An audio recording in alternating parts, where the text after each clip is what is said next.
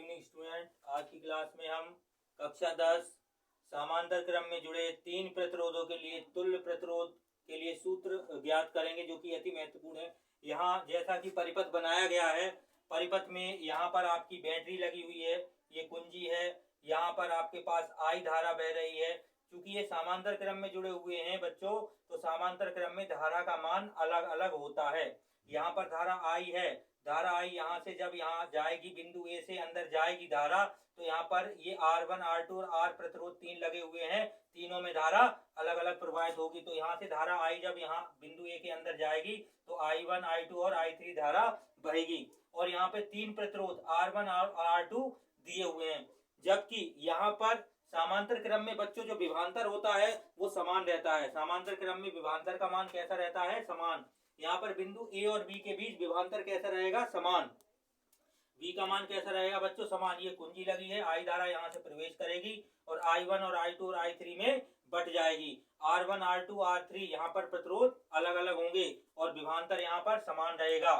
ठीक है, तो समांतर क्रम के लिए आपका धारा I का मान अलग रहता है और विभवांतर का मान समान रहता है, और R1 R2 तीन प्रतिरोध अलग अलग होते हैं। चित्रानुसार हमने देखिए ये उपकरण बनाया हुआ है, ये पूरा परिपथ तैयार है, ये बैटरी लगी है, कुंजी दबाएंगे तो आपका जो है ये सर्किट शुरू हो जाएगा। तो देखिए यहाँ पर माना R1 R2 व R3 तीन प्रतिरोधों को बिंदु ए व बी के बीच समांतर क्रम में जोड़ा गया है। तीन प्रतिरोध है बच्चों R1 R2 R3, इनको समांतर क्रम में जोड़ा गया है। एवं तीनों प्रतिरोधों में धारा, अब देखिए तीनों प्रतिरोध है R1 प्रतिरोध में धारा I1 है, R2 प्रतिरोध में धारा I2 है, R3 प्रतिरोध में धारा I3 है। तब ओम के नियम से, अतः ओम के नियम से V बराबर IR होता है, तो I बराबर होगा V बटे R। देखिए I का मान निकालना है तो I का मान निकालना है तो V के नीचे हम R को लिख देंगे, तो I बराबर V बटे R हो जाएगा। तो देखिए यहाँ देखिए फर्स्ट जो पहला वाला प्रतिरोध है R1, उसके लिए धारा हम निकालेंगे, तो यहाँ पे I1 यहाँ पे लिख देंगे I1, तो I1 बराबर V समान है V बटे R1, इक्वेशन फर्स्ट हो जाएगी। सेकंड प्रतिरोध के लिए धारा I2 का मान I2 बराबर V बटे R2। थर्ड के लिए धारा I3 का मान V बटे R3।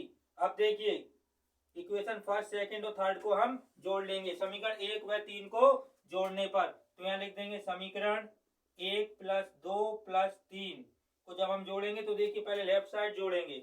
लेफ्ट साइड में आपके पास I1 + I2 + I3, right side में आपके पास V बटे R1 V बटे R2 V बटे R3। तो यहाँ पे हम लिखेंगे V बटे R1 + V बटे R2 + V बटे R3। अब यहाँ पे बच्चों चूंकि प्रतिरोध जो विभवांतर है वो समान है, ठीक है, तो अब देखिए जोड़ने पर ये हो गया आपके पास। अब कुल धारा यदि जो परिणामी धारा है I बराबर I1 + I2 + I3, तो यहाँ पर बच्चों हम ये जो तीनों I1 I2 I3 दिए, इसकी पूरी की जगह हम लिख देंगे I बराबर, और यहाँ V है, V यहाँ पे हम कॉमन लेंगे, तो V जब कॉमन ले लेंगे यहाँ पर ऊपर V कॉमन आ जाएगा, तो अपने पास होगा 1 बटे R1 + 1 बटे R2 + 1 बटे R3। ये देखिए V हमने यहाँ पर कॉमन ले लिया। अब देखिए, अब चूंकि ये आपके पास I बराबर V बटे R है, तो ये जो I लिखा है इसकी जगह हम क्या लिख देंगे? V बटे R। यहाँ पे लिखेंगे I बराबर V बटे R।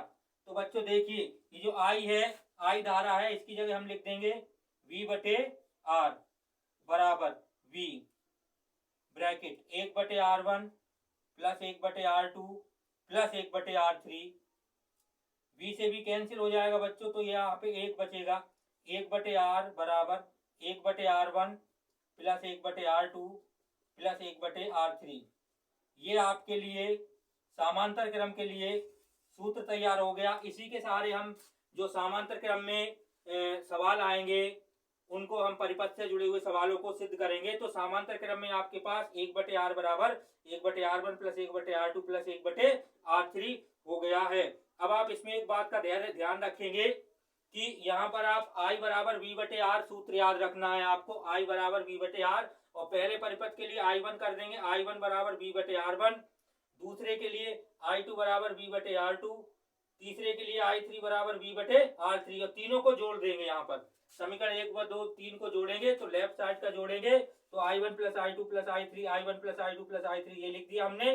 I बराबर राइट साइड का जोड़ा है V बटे R1 प्लस V बटे R2 प्लस V बटे R3। यहाँ पे देखिए V सब जगह समान है, V हमने कॉमन ले लिया है तो यहाँ से 1 1 बच गया, 1 बटे R1 प्लस 1 बटे R2 प्लस 1 बटे R3।